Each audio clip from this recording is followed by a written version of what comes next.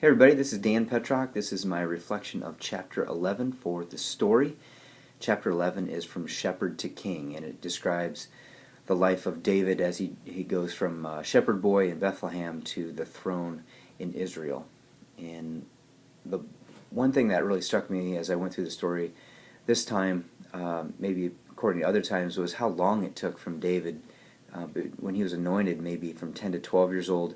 By the time he actually is on the throne and done fighting everybody to get there, is maybe in his early 40s. So, I mean, maybe over 30 years is this trial going on. And the part of this story that I like is when actually Saul is in the cave and he's relieving himself, right? And David has the opportunity to kill him right there. And he's being advised to do this as well. Let's be done with this. And I think that it's probably happening around age 30, and been on the run for maybe 5 years already, 4 or 5 years. So I can't believe honestly he didn't do it. It would have been really easy. He wouldn't have, he would have saved, over 10, 12 years of grief. But David was, he listened to God, and God said he was not supposed to harm Saul. So he let him out, and even told Saul, hey, I let you go, but it didn't make any difference. Saul still tried to come back and kill him. So really, what good did David get out of not taking Saul out at that point? He just stayed true to God, and he waited for God's time. And I'm not sure if I could have made that decision. I guess that just really shows David's maturity, that he was listening to God all the time.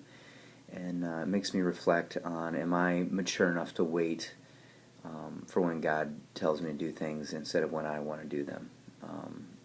And I think that's a theme you see out of David all the time. He's always coming to God first in his circumstances, and God blesses him greatly for that, and the nation for that. So that's my takeaway from this time is if there's something that I'm thinking I need to do, or if I'm wondering if I should or should not, I need to come to God first. So I'm just, for those of you that watch this, that's something that we need to realize is no matter what the circumstances, let's go to God first, and know how He's going to use us to do His work, and then to listen to that, even though it may cause us more hardship and more pain on this earth. I think the eternal rewards are what we should focus on, and I think that matures us, and that's why God has us go through trials in our lives sometimes, is to mature us in the faith, and this is something we're going to work on until we meet Him in heaven. So that's my takeaway. I just love David's heart and how he listens to God in all circumstances. So have a great week.